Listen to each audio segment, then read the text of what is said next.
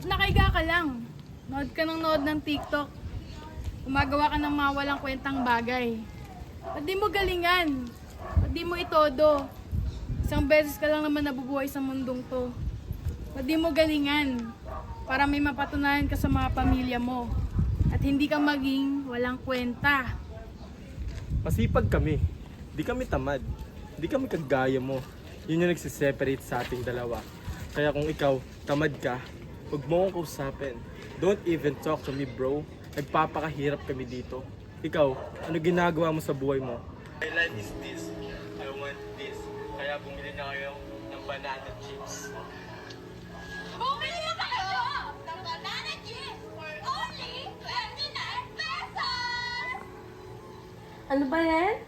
Bibili lang pala ng banana chips ko. Ano pa sinasabi sa akin? Tamad ako. Ay, naku. Na-check out na.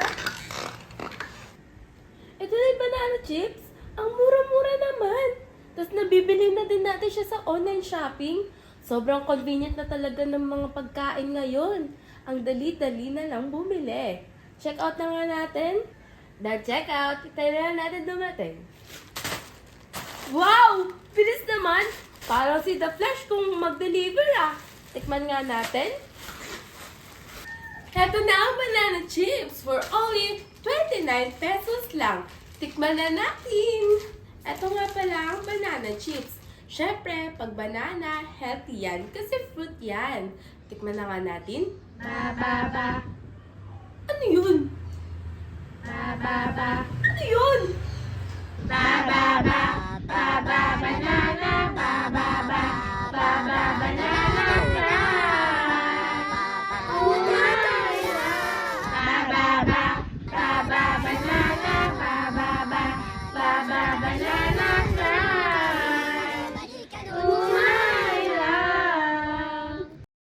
Banana chips for only 29 pesos lang.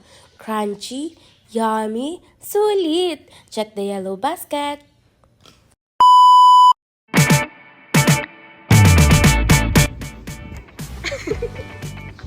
So, di tayo parehas. Eat lang!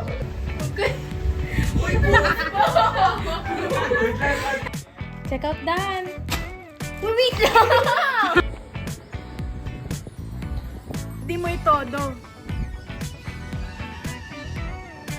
Dagan mo. Guti. Ay!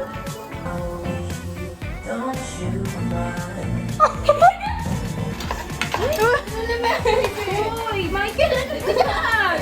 Titingin pa eh. Hindi naka-video. Yun yung